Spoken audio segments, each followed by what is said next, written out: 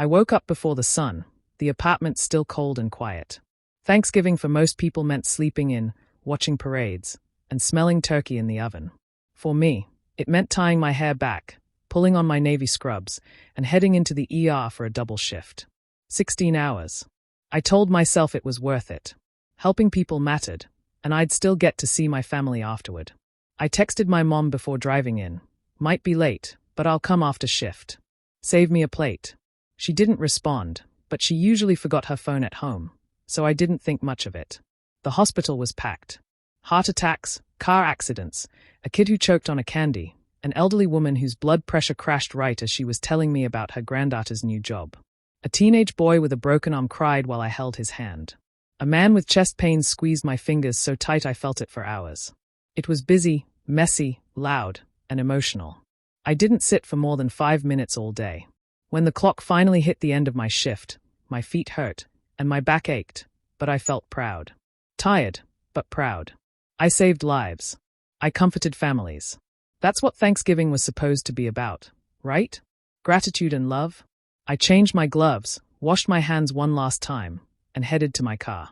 I still had my scrubs on, thinking it'd be fine. They all knew I'd been working.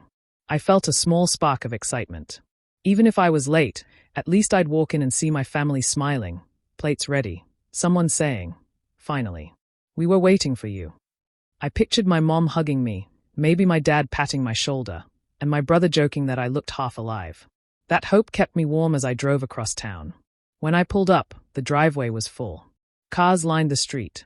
I could see lights glowing through the windows, shadows moving, laughter spilling out. My chest loosened a little. They weren't asleep. They were all here. I walked up the front steps, still smelling faint traces of antiseptic and hospital soap on my hands. I knocked, smiling. My mom opened the door. Her face dropped the second she saw me. She blinked, like she couldn't believe I was real. "Mom," I said, already stepping forward, expecting her to move aside. She didn't. She stayed right there, blocking the doorway with her body. Behind her, I could see people sitting at the table. Plates full. Turkey carved. Everyone eating. "Elara, we didn't think you were coming." "I told you I'd come after work," I whispered, confused. I texted. "There's no place," she cut in softly, almost embarrassed. "We didn't save a seat. We just started. We thought, with your job, you'd be too busy." Someone laughed in the dining room behind her. No one looked toward the door. The cold hit me harder than the long day ever could. My throat burned. I nodded once. She shut the door gently, like she was afraid to make a scene. I stood there for a moment, staring at the wood grain, listening to muffled voices and clinking silverware. Then I walked back to my car, legs heavy, chest empty. I had spent 16 hours saving strangers, but my own family couldn't save me a chair. I sat in my car with my hands still on the steering wheel. The dashboard lights glowed in the dark, and for a moment I couldn't move. My chest felt tight, like someone had tied a rope around it and pulled hard. Tears came without sound at first, just rolling down my face, hot against my cold cheeks. Then the sob broke through, sharp and painful. I leaned forward, resting my forehead on the wheel, trying to breathe. It hurt in a way the long shift never could. I had worked all day for strangers, and when I came to the people who were supposed to care about me, there was no place for me at their table. This wasn't the first holiday I missed.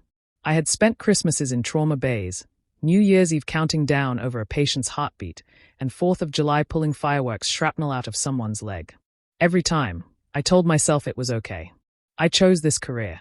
I chose to help people. My family knew that.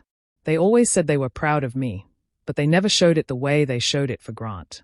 He played football in high school, and they still talked about it like he made the NFL. He got engaged to Mallory, and suddenly every conversation was about wedding plans, house hunting, their perfect future. I never asked for a parade. I just wanted a seat. A plate. A moment. I wiped my eyes with the sleeve of my scrubs. I kept seeing that dining room in my mind, everyone eating, talking, laughing. There had been no hesitation from my mother, no second thought. I realized then that they didn't just forget. They planned like I didn't exist. They set that table knowing I wouldn't be sitting at it. They didn't save me food, didn't keep a chair open, didn't wait. They built a holiday around the idea that I wouldn't be part of it. My phone buzzed in the cup holder. I hoped, for a second, It might be my mom saying to come back, but it wasn't. It was Jared, my cousin. He wrote, "Thought you weren't coming. Your mom told everyone you'd rather work than be with family." My stomach dropped. The tears stopped not because the pain ended, but because something colder moved in. They didn't just forget me. They didn't just leave me out. They lied about me. They made it look like I didn't care, like I chose strangers over them, like I didn't want to be there. I stared at Jared's message until the letters blurred. I typed back slowly, my fingers shaking. I did want to be there. I told her.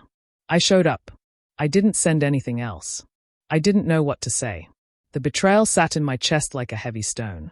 I felt small in that parking spot outside their warm house, like I was 10 years old again waiting for someone to notice me. The night felt colder. The world felt quieter. And for the first time, I wondered if my family ever truly wanted me there at all.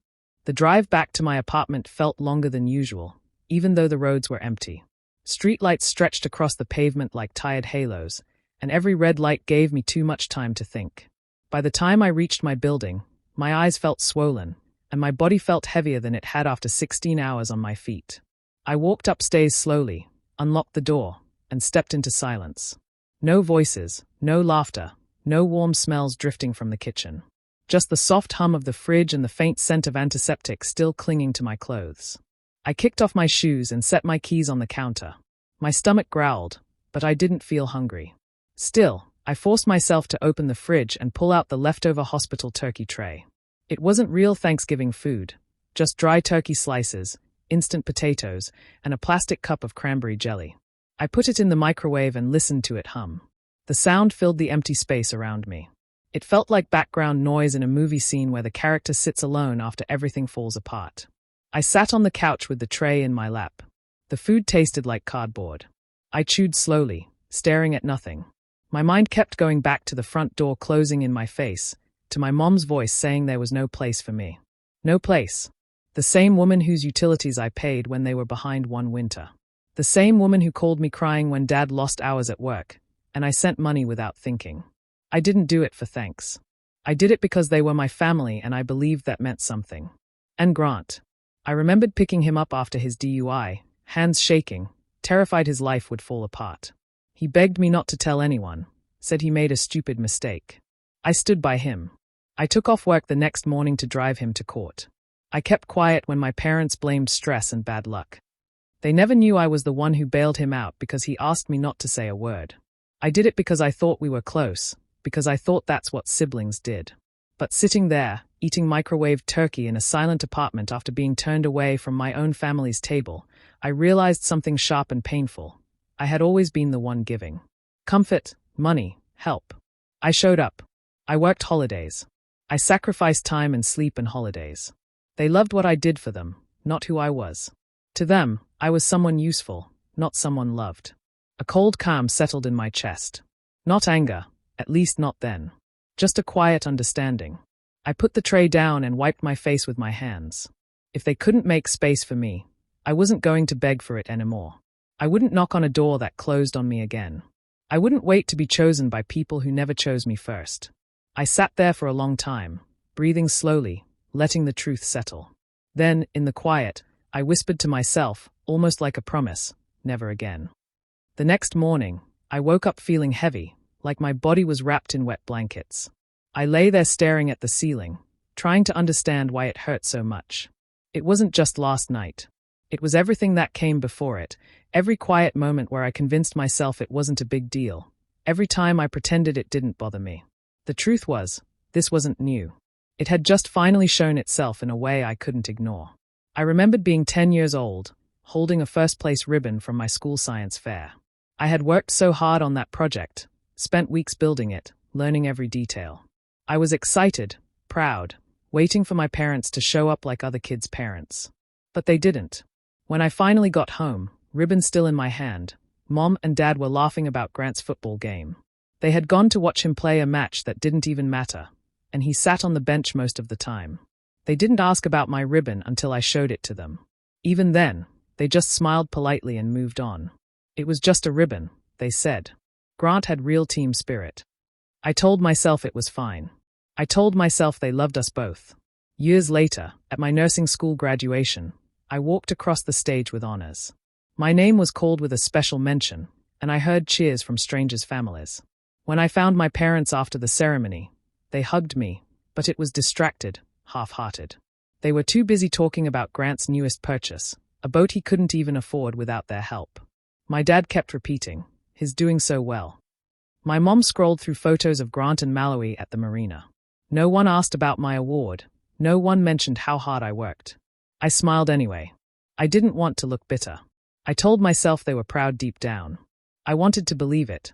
Over and over, it was the same message, family first. But it never felt like I was part of that sentence. They praised Grant, supported him, showed up for him. For me, they showed up when they needed something. If I succeeded, it was nice. If he succeeded, it was amazing. When I worked late or missed events, I was too busy. When he missed things, he was important and ambitious. I had been swallowing these moments for years, telling myself they didn't mean anything. But they did. And Thanksgiving just ripped the cover off everything I had been ignoring. Later that day, I sat with Nina at the hospital cafe after my shift. She raised her eyebrow at me while stirring her coffee like she could see straight through me. "Girl," she said, shaking her head, "you got to stop letting them treat you like a backup plan." She always spoke like that, loud honesty, zero softness. I laughed a little, but the truth stung. She didn't know what happened last night, not yet. But she always knew the pattern. She had seen me brush off things that hurt. She had told me more than once, "You can love people without letting them walk all over you." I always nodded but never really acted on it. Now, sitting there, her words echoed in my head. I had spent my whole life trying to earn a place in a family that never noticed when I was already standing there. And for the first time, it didn't feel like a personal failure. It felt like a truth I had avoided because facing it meant things would have to change. And deep inside, I knew they would. I couldn't keep pretending anymore. I didn't make a dramatic decision all at once. It began quietly. The next morning, when I usually would have called my mom on my drive to work, I didn't. I just let the silence sit. It felt strange at first, like missing a step on the stairs. But I didn't force it. I drove in peace, letting the radio play soft music while the city woke up around me. At lunch, instead of checking my phone and thinking I should call to just check in, I kept my phone face down and listened to the chatter of nurses in the break room. It was small, but it felt different. Powerful, almost. A choice made for me, not for someone else. Days passed, and then a week. I didn't call. I didn't text first. My mom eventually called, asking why I had been quiet. She didn't mention Thanksgiving. Not a word about that night. Just a soft, "We missed hearing from you." But I remembered standing on that porch with cold air in my lungs. So I gave a short answer and didn't fill the silence the way I usually did. She tried to guilt-wrap her voice in concern, but I stayed polite and distant. When she hung up, I didn't feel guilty. I felt tired and done pretending. Soon after, I declined the next family dinner invite. No excuses. Just, "I won't make it." When I hung up, my hands shook a little. I wasn't used to setting boundaries. I always showed up, always tried to be the good daughter. But not this time. That night I sat on my couch, eating soup, watching a movie, and for once, I didn't feel like I was missing out. I felt like I had chosen peace. Work became more than routine. It became a space where I felt wanted. Supported. The hospital staff noticed when I walked in, smiled when I sat down in the break room. They asked about my day, shared snacks, laughed with me. Nina nudged me one afternoon and said, "You look lighter. Whatever you're doing, keep doing it." I didn't explain. I just smiled. I also made an appointment with a therapist. Saying the words out loud, "I feel forgotten by my own family," felt like peeling off a bandage that had been glued to my skin for years. My therapist didn't look surprised. She nodded like she understood, like maybe this wasn't unusual. That alone made me feel less alone. We talked about boundaries, self-worth, and how loyalty shouldn't feel like pain. As weeks passed, my parents called more often. Sometimes it was my mom. Sometimes my dad. Always the same tone, soft concern wrapped around subtle guilt. "We hardly see you. You've been distant. Family matters, you know." I would breathe slowly and answer calmly. "I've been busy." It wasn't a lie. I was busy becoming someone who didn't chase scraps of love. Every time I hung up, the guilt felt smaller. The hurt felt clearer. And the distance, instead of frightening me, started to feel like safety. Like finally stepping out of a storm I didn't realize I had been standing in for years. I wasn't angry, not yet. I was healing. Quietly. Steadily. And I knew, for the first time in my life, I wasn't going to run back begging to be let in. I was learning how to stand alone, and it didn't feel lonely. It felt like finally breathing. Time moved forward, like it always does. Winter faded, the days grew brighter, and life slowly filled with new routines. I poured myself into work, not because I was running from anything, but because it gave me purpose and pride. A few months passed, and one morning my supervisor called me into her office. She looked serious, but her eyes were warm. "You've been doing exceptional work," she said. "The team trusts you. The patients respond to you. We want you to take the trauma lead position." For a second, I just stared. Trauma lead. My heart thudded in my chest. I felt heat rise behind my eyes, but it wasn't sadness this time. It was pride, sharp and clean. I thanked her, shook her hand, and walked out trying not to smile too big in the hallway. When I reached the break room, Nina grabbed my shoulders and shook me dramatically. "I knew it. I knew it. Look at you, boss lady." She cheered loud enough to get people clapping. For the first time in a long while, I felt seen for who I was, not for who someone needed me to be. That night I sat on my couch, certificate in hand, staring at it like it might disappear. I thought about how, once upon a time, I would have driven straight to my parents' house to show them. I would have waited for that approving smile, that rare moment of praise. But I didn't feel that pull anymore. Instead, I texted a picture of it to Nina and Jared, who responded with loud, messy congratulations. I smiled and put the certificate on my shelf. That was enough. A week later, my mom called. I answered, calm and steady. "Elara," she said, voice sugary sweet, "we're hosting Easter dinner. We'd love to see you. Everyone will be there." There was a time when everyone meant pressure. Obligation. A reminder that missing family meant being the bad guy. Now it just meant noise. "I won't be coming," I said simply. "I have work." She went quiet. Not angry yet, surprised. "Work? Again? On Easter?" "Yes," I replied. I didn't explain. I didn't apologize. "Well," she murmured, a tremor of guilt sliding into her voice. "Family is important, honey." "I know," I said, and left it at that. When we hung up, my phone buzzed again. This time a group text from my parents and Grant. "We really hope you rethink this. You've been distant. You always used to make time for us. It feels like you're choosing work over family again." I stared at the words. Once, they would have cut deep. Once, I would have cried or rushed to defend myself. But now, all I felt was clarity. I typed, "I'm doing what's right for me." Then I put my phone down. Hours later, no reply came. Not apology, not anger, just silence.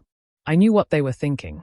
They were shocked, confused, maybe even insulted. They were used to me bending, used to me trying, apologizing, chasing. But I didn't bend this time. And as I sat in my quiet apartment, sipping tea after a long shift, I felt a small peace settle beside me. I hadn't abandoned anyone. I had just finally stopped abandoning myself. They expected me to cave, to rush back like always. But I didn't move. I didn't fold. I stayed exactly where I chose to be. For once in my life, it felt good knowing I wasn't the one panicking. They were. And I was finally learning how to live without needing their permission. It was a warm Saturday afternoon when my phone rang again. I almost didn't answer when I saw my mom's name, but a tiny part of me still believed maybe she was calling just to talk. When I picked up, her voice was shaking, not angry this time, but frantic. "Elara, it's your brother," she rushed out. "Something happened on the lake. His boat hit a dock post, and he got hurt. We're at the emergency room now." I sat down at my kitchen table, my hand gripping the phone tighter. For a moment, old habits stirred, that instinct to drop everything, rush over, be the reliable one. But I stayed still. "Is he okay?" I asked calmly. "He hit his head. They think it's a concussion. He's shaken up. He needs someone who understands these things," she said quickly, voice pleading.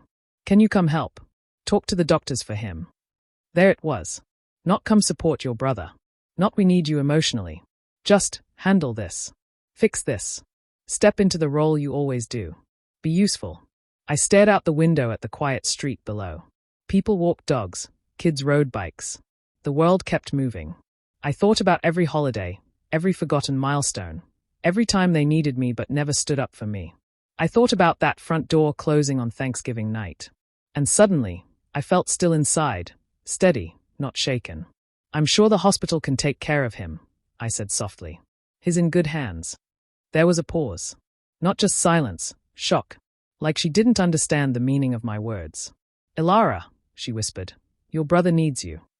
No, I said, steady and clear. What he needs is medical care, and he's getting it. I don't need to be there for that. I'm not your emergency backup anymore. Her sharp breath hit the phone speaker. I could picture her face, stunned, offended, confused, all at once. For years, she had expected me to show up the moment she snapped her fingers. For years, I did. This time, I didn't. Ilara, how can you say that? She finally managed, as if I had broken some sacred rule. I breathed in slowly. I hope he's okay. Truly. But I'm not dropping my life just because you decided I should. Another long silence. Heavy. Real. Fine, she finally whispered, her tone tight. We'll figure it out. I know you will, I replied. When the call ended, I sat there for a moment feeling something strange. Not guilt, not relief. Something steadier. Like a door that had been cracked open for months had finally been closed gently, but firmly. I didn't rush to call the hospital. I didn't pace around waiting for updates. I made myself lunch. I cleaned my kitchen. I lived my life. Later that evening, I received a brief text from my dad. Grant's okay. They are sending him home. I responded simply, glad to hear it. No arguments came. No guilt messages. Just quiet. They understood now. Not because I yelled or cried or begged to be understood, but because I finally stopped giving without being seen.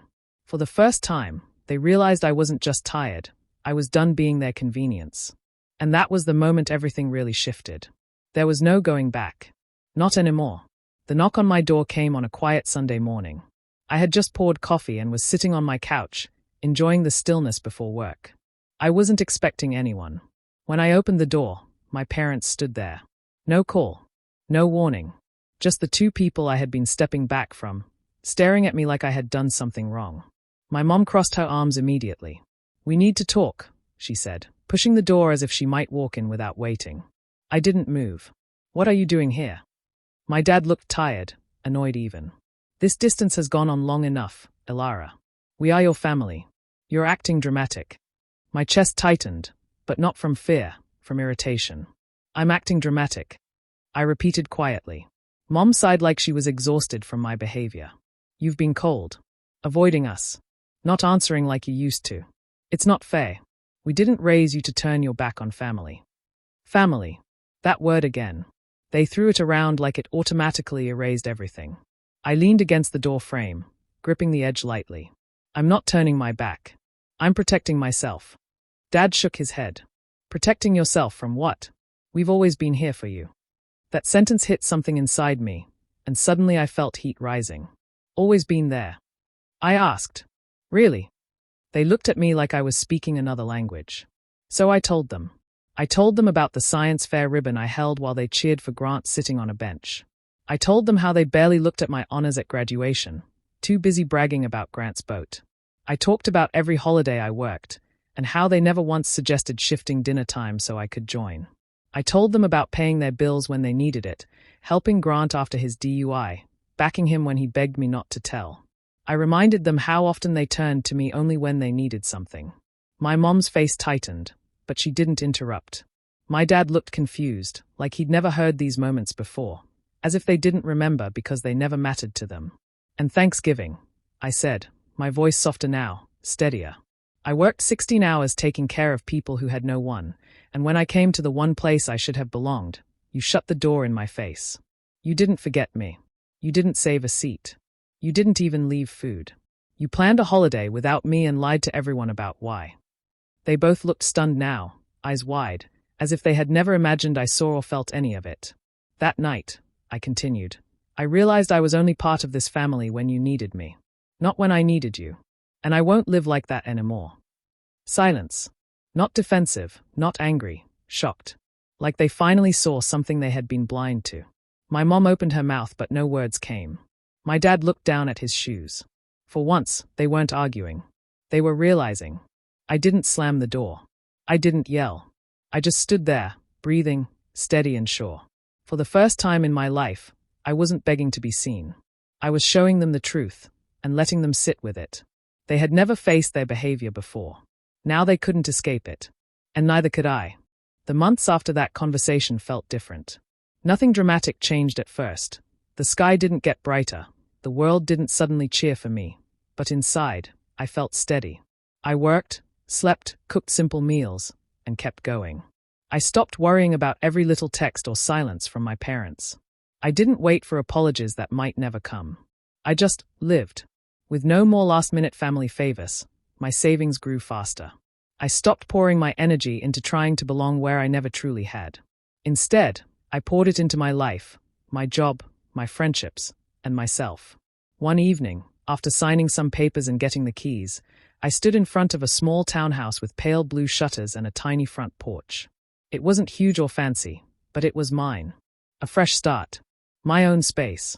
When I turned the key and stepped inside for the first time, the quiet didn't feel lonely. It felt safe. A life I chose, not one I was clinging to by habit. I bought cheap furniture, decorated slowly, painted walls on my days off, and planted a rosemary bush outside just because I liked the smell. Nina helped me build a bookshelf, complaining loudly about instructions but staying anyway. Jared stopped by with a welcome mat that said home in simple letters. My coworkers brought little plants, candles, and snacks. Piece by piece, the place felt warm. It felt full, even on days it was just me. And then Thanksgiving came again. This time, I didn't pull on scrubs or drive to my parents' house hoping for space at a table. I woke up in my own home, sunlight slipping through soft curtains. I cooked slowly, turkey, mashed potatoes, cornbread, green beans, pie that I overbaked but kept anyway because life wasn't perfect and neither was I. And I liked it that way. People arrived all afternoon.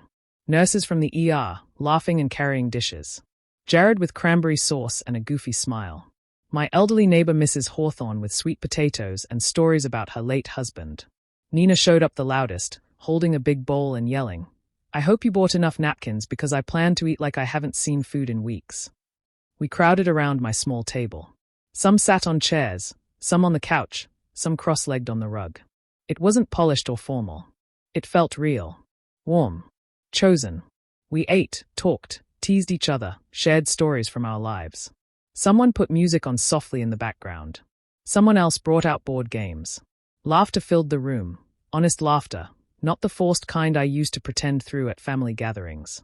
I didn't think once about whether I belonged. I could feel it. I did.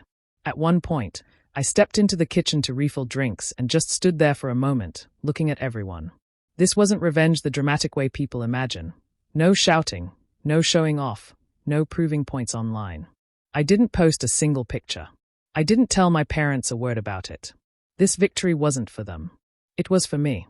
This wasn't about punishing anyone. It was about finally building a life where I didn't have to beg for a place at a table. I made my own. And people who cared pulled up chairs without hesitation. For the first time in a long while, I felt full, not from food, but from finally choosing myself. The peace in that room was louder than any applause or approval I had ever chased. And I knew I'd never go back to scraps again. The doorbell rang just as Nina was laughing so hard she nearly spilled gravy across the table. At first I thought one of the neighbors had wandered over, maybe confused by all the cars outside. But when I opened the door, the cold air rushed in. And there they were. My parents. Grant standing just behind them, hands in his jacket pockets, eyes lowered like a scolded teenager instead of a grown man. Behind me, the house was filled with chatter and clinking plates. Warm lights. The smell of turkey and pie. Real joy. I saw my mom glance over my shoulder, trying to peer inside like she was witnessing something she never expected. My dad shifted awkwardly, forcing a smile that didn't reach his eyes. Grant stared at his shoes like he wished he was anywhere else. My mother spoke first. "Ilara, we didn't know you were doing Thanksgiving. We thought we'd stop by and check on you." It felt rehearsed. Nervous. Almost hopeful. As if showing up now somehow erased the cold porch last year, the slammed door, the years before it. My pulse didn't race like it used to. I didn't feel small, or hungry for approval, or guilty for existing. I just felt tired in a clean, quiet way, like a door had already closed long before they knocked. "We'd like to come in," my father said, voice low. "Be with family." For a second, the old version of me tugged inside my chest. The girl who always tried to fit herself into whatever tiny corner they offered. The one who would have stepped aside, pretending hurt didn't exist. But she wasn't in control anymore. I turned slightly, just enough to see the faces inside, Nina waving a bread roll like a microphone, Mrs. Hawthorne fussing over a casserole, Jared pouring cider, my coworkers laughing about some emergency room story. People who never made me beg to belong. I stepped outside and pulled the door mostly shut behind me, sealing the warmth inside. Their expressions shifted, confusion first, then panic beneath it. I spoke calmly, not angry, not trembling, just steady. "Last year," I said, "you told me there was no place for me." My voice didn't crack. It didn't break. "This year, there's no place for you." My mother's mouth opened like she wanted to argue, to rewrite history in her favor, to pretend it had all been a misunderstanding. But nothing came out. My father's shoulders dropped. Grant finally looked at me, and for once, he didn't look smug or superior. He looked like someone realizing a chapter ended without him. I gave a small nod, not cruel, just final. "Have a good evening." Then I turned, walked back inside, and closed the door gently. No slam, no dramatic flair. Just a quiet end. The room fell silent for half a second when I returned, eyes watching me with concern, until Nina reached out, bumped my shoulder, and grinned. "You good?" she whispered. I nodded. "Yeah, I am." And I meant it. I sat back down. Someone passed me warm rolls, someone else poured cider into my glass, and the laughter started again. Not forced, not loud for attention, just genuine joy. I didn't look out the window to see if they were still there. I didn't need to. For the first time in my life, I wasn't standing outside someone else's door hoping to be let in. I was home.